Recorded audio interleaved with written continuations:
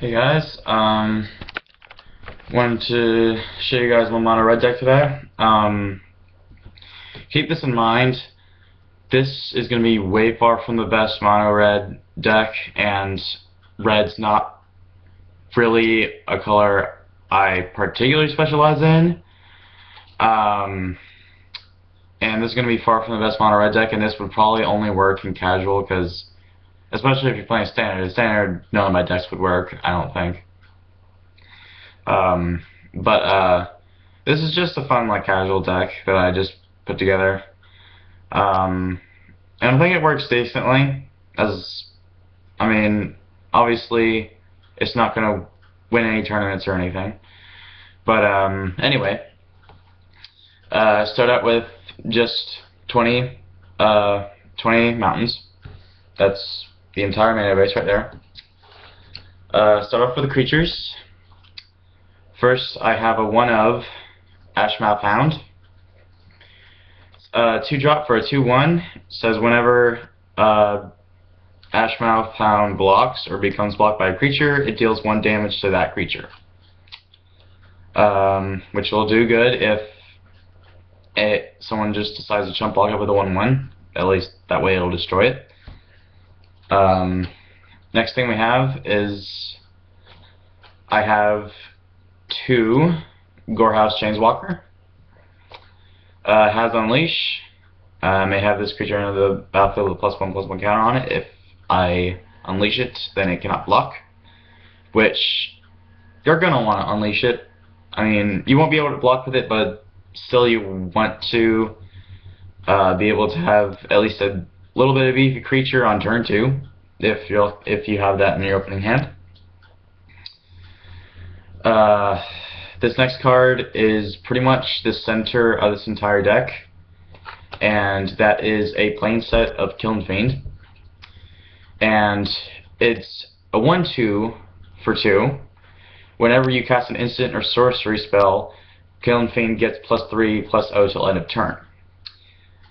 You're going to be swinging a lot in this deck, since obviously this is in blue and like you can just have all these counter spells and delay and delay and delay. Red is about beating your opponent in the face without mercy, especially when it's mono red. So Kiln Fiend is definitely a must for this deck, and without it I don't think there'd be any point to this deck at all. Next I have 2 Croon Striker. It's a 2/1 for 2. And it says whenever another creature enters the battlefield under your control, Croon Striker gets +1 and +0 and gains trample till end of turn. Trample is another very, very relevant aspect of this deck. Just wish I had more trample cards in there. This next one is actually kind of one of my favorites in here. I have a 1/of Mindsparker. It is a 3/2 for 3, and it has first strike. But my favorite part about it is the ability. Whenever an opponent casts a white or blue instant or sorcery spell, Mindsparker deals 2 damage to that player. That makes me wish I had at least a playset of this, because that is just glorious right there. Because that was actually one of the first red cards I actually got too, so I actually thought that was really cool. Next, I have 2 Fiery Hellhounds, and it's 2/2 for 3, and it has tap 1 mountain. Fire Hellhound gets +1/+0 until end of turn. So pretty much just fire breathing. That's good. This next one is also one of my favorites that I have in here. I have 2 Gutter Snipe, and it's a 2/2 for 3, and whenever you cast an instant or sorcery spell, Gutter Snipe deals 2 damage to each opponent. The only thing that can make that better is you gain life equal to life lost this way, but that's a minor nitpick. Next, I have a playset of Academy Raider. And basically it's a 1/1 for 3, which I kind of wish it was a bit higher than that. But it has Intimidate, and whenever Academy Raider deals combat damage to a player, you may discard a card. If you do, draw a card. And, I mean, as I've always said, card draw is a very welcome mechanic in any color that's not blue. Next, I have 2 Feral Ridgewolf. And it's a 1/2 for 3, and it has Trample, and tap 1 colorless and 1 red. It gets, Feral Ridgewolf gets +2/+0 until end of turn. And next, I have 2 two-headed Cerberus. Never mind. It's a 1/2 for 3, and it has Devil Strike. So that's definitely a welcome mechanic. I wish I had more Devil Strike cards in here. The next card I have is a pair of Cinder Elementals. It is a 2/2 for 4, and tap X and 1 red. Sacrifice Cinder Elemental. Cinder Elemental deals X damage to target creature or player. So I mean, if it's at like end of game and they're not that much life, and you have a bunch of mana that's open during that time, go ahead and just sacrifice it and tap everything out to deal as much damage as you can to them, and hopefully that just wipes your opponent out completely.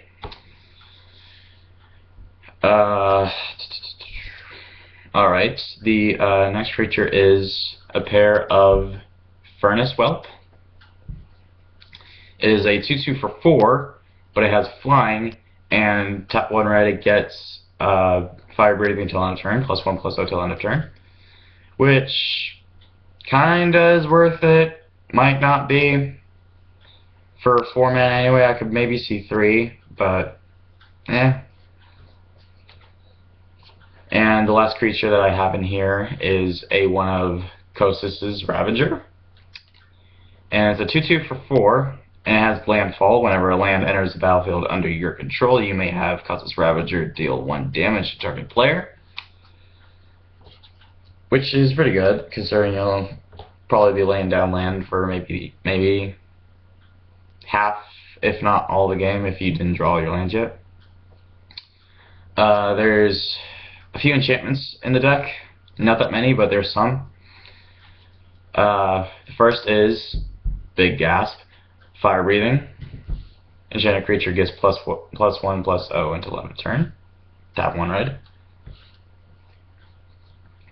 The next is a pair of Dragon Mantle, which is pretty much Fire Breathing, but when Dragon Mantle enters the battlefield, you may draw a card. Enchanted creature has tap 1 red. This creature gets +1/+0 until end of turn.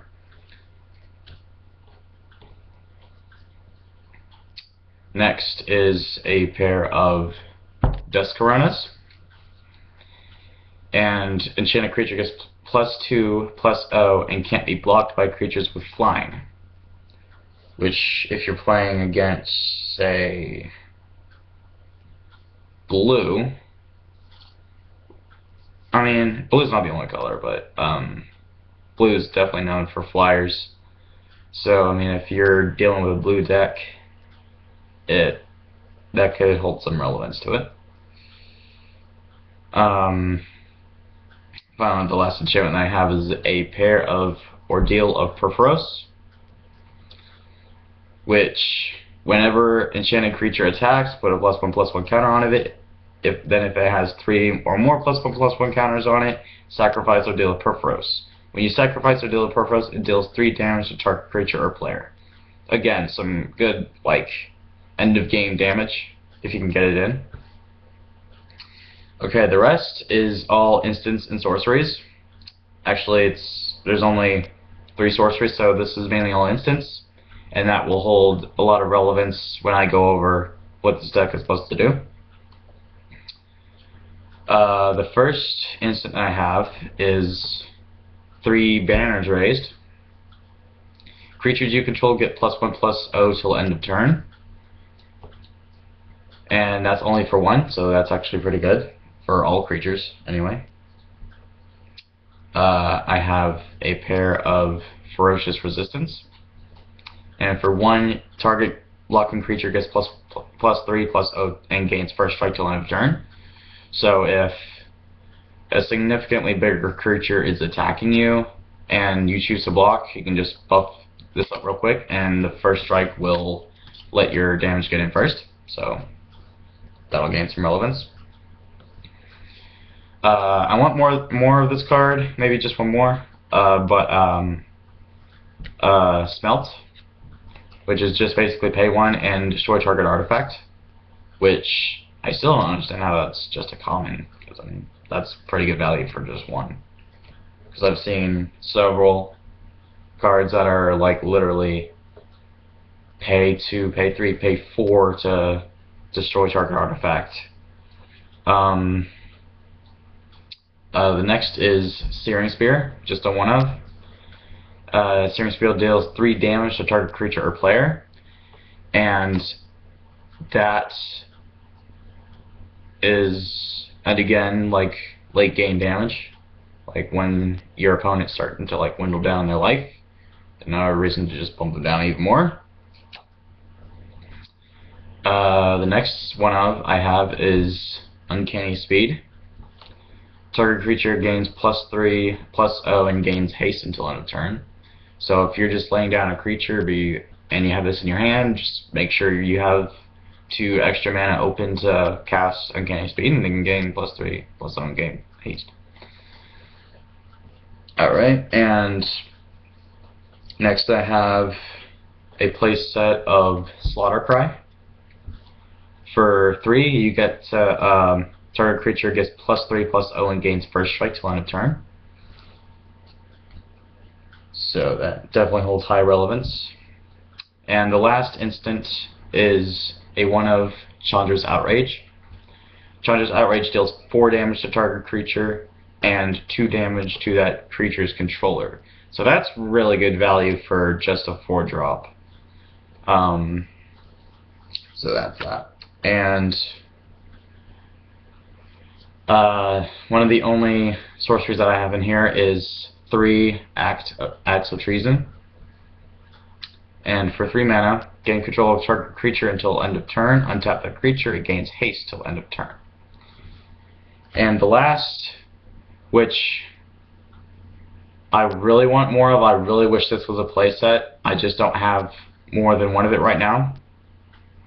And I really don't understand how this is a common. I don't see how this is not at least an uncommon, because this is seriously good value for only 3 mana. And I don't think this is going to be a surprise to anyone that this is in here. A 1/of Trader's Blood. For 3 mana, gain control of target creature until end of turn. Untap it, it gains trample and haste until end of turn. Do you even understand what that could mean? For 3 mana, you could hit them with like a 14/14 that they control, and that they're bragging to you about the entire game, and with that looming over your head, that could kill them with 1 swing. That is outrageous value right there, and it's seriously way too good of a card not to have, especially in a mono red deck, because that definitely screwed me over in a lot of games. Okay, so the point of this deck is to get as many creatures out on the battlefield as you can, including at least 1 of the Kiln Fiend. Then it is your job to buff all of them, all of their creatures, and use instants and sorceries whenever you possibly can to get the full value of Kiln Fiend out. And even just buff the Kiln Fiend up, and then swing with everything. Because, I mean, if you can get the Kiln Fiend big enough, they'll have to do some major chump blocking in order to stop everything that you're swinging with. And mind you, you do want to get some early damage early on, and that's why I kind of included Academy Raider, because that's good for Intimidate if your opponent's not splashing red. And so that's good for like early damage. And then some of the instants were good for kind of just like direct player or creature damage if you just want to do some spot removal or whatever. So that's pretty good as far as that. But yeah, it's definitely not the best deck in the world, and I don't pretend that it is. But I also don't think it's the worst one in the world either.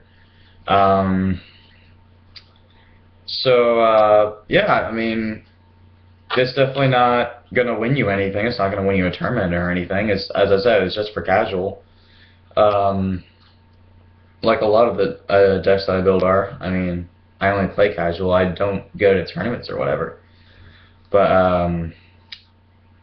But yeah, if you guys have any questions about this deck, just let me know in the comments, and I will see you guys later.